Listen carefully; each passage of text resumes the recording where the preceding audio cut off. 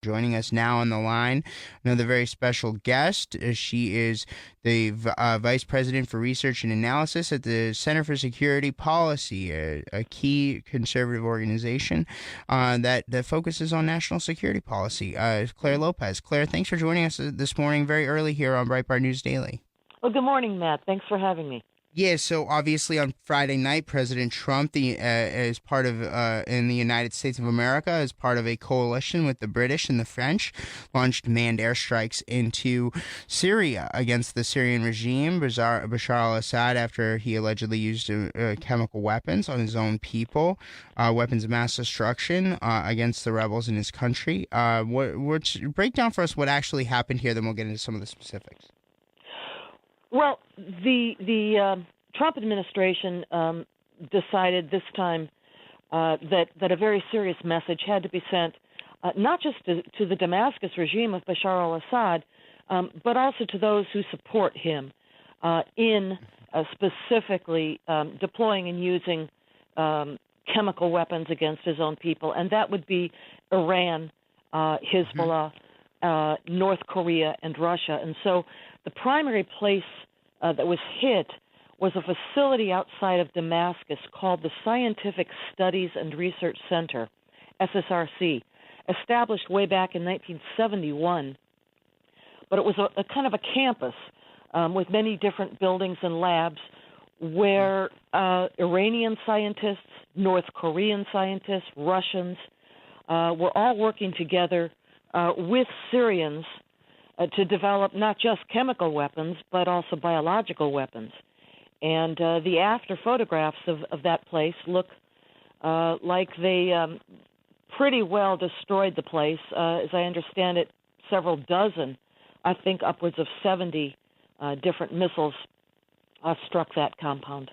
Yeah, and the difference between this time, Claire, and the last time around this time last year when President Trump launched missiles into Syria after the last time Bashar al-Assad allegedly used chemical weapons was that we actually had manned aircraft, as did the British and I believe the French, involved in this. This was not just missiles being fired in from abroad. There were manned aircraft in the air. Can you tell us a little bit about the U.S. military assets that were involved in the French and British military assets that were involved in this decision? Right. So again, President Trump succeeded in bringing the British and our French allies together with us to conduct this strike on Friday night. Most of the strikes were missiles launched from offshore from the Mediterranean, from naval assets in the Mediterranean. I think there were also some manned aircraft involved, but fewer. And you're right. 1 year ago, in April of 2017, President Trump ordered what was then very limited strikes against a single military base from which Syrian air assets had flown to drop chemical weapons on rebel civilian positions. But this time, it was broader. Not just the SSRC was hit, but also two other facilities, Syrian government facilities involved in the chemical weapons program. It doesn't mean that the entire capability of Bashar al-Assad's regime is wiped out in terms of chemical weapons. No, there are still other facilities probably buried, like underground buried. There are military depots. There are, weapons, artillery shells and such, munitions filled with chemical weapons that are still around. But this was significant. The SSRC was significant because it was the hub of operations for CBW research and because it involved Iranian, North Korean, and Russian involvement at that place, and probably Hezbollah too. Okay, Claire. So one of the things that's really interesting here is the question of what the authorization that the Trump administration used for this was. And as I understand it, the administration is citing Article 2 authority for the president as commander-in-chief to engage in military action to protect our national security. In this case, there are various international agreements in play here where the Syrians, as well as other countries around the world, have signed agreements that they would not engage in the use of chemical weapons, weapons of mass destruction. And the question really becomes, because Emmanuel Macron has said in an interview, this was reported by the Agence France Presse as well as Axios, that he is apparently convinced President Trump to stay long term. That's his word, in Syria. I don't know exactly what that means for U.S. troops and so on and so forth. But if this continues and goes deeper, I don't know if that old AUMF, the 17-year-old one that was used for for back during the Bush administration and the wake of the 9/11 terrorist attacks to go after various terrorist organizations applies to the Syrian regime. So what has to happen if we do stay long term? Is there a possibility that we are going to have our American troops boots on the ground? Is there going to be further involvement? I know they said on Friday night that this was a one-time deal, though President Trump has kind of signaled longer, even though Secretary Mattis was saying kind of this was a one-time deal. Where does this go from here? Does there need to be more congressional involvement? Does the debate need to play out more here in the United States? Well, a couple of things. One, international law, since the time of Hugo Grotius in the 1600s, sanctions anticipatory self-defense. So that's number one in terms of the offensive capability and previous use of chemical weapons by the Damascus regime with United States troops, United States bases, other diplomatic facilities in the region. That's number one. Number two, as Commander-in-Chief, yes, the President definitely has the responsibility and the authority to defend, as Commander-in-Chief, our American national security interests in the region.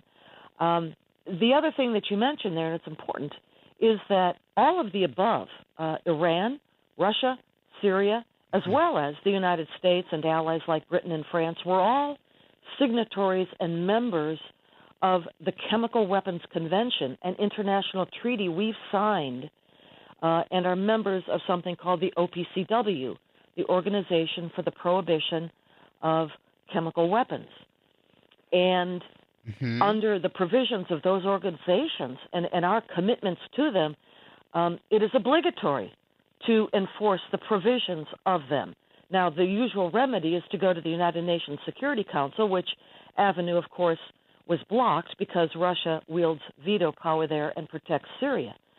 But under those provisions, the United States and our allies had the responsibility and the authority to uphold the prohibition of chemical weapons. That is limited. That is not taking sides in an internecine Syrian civil war. I don't think we should be looking at it that way. When they say one time, they're talking about upholding the provisions of the CWC and the OPCW. It is not about taking out taking out Bashar al-Assad. It is not about taking sides in the Syrian civil war. It is about upholding the provisions of international treaties to which we're a party, and that's it for right now. Now, if in addition we continue our support to allied forces or forces that we have been supporting, let's say, among the Kurdish forces, for example, the Kurdish militias, that's something that we've been doing for a very long time, and I can see a continuation of that in terms of training and support and funding and arming the Kurds, which I think we should do. But I don't see a broader coming involvement in this internecine civil war situation, no.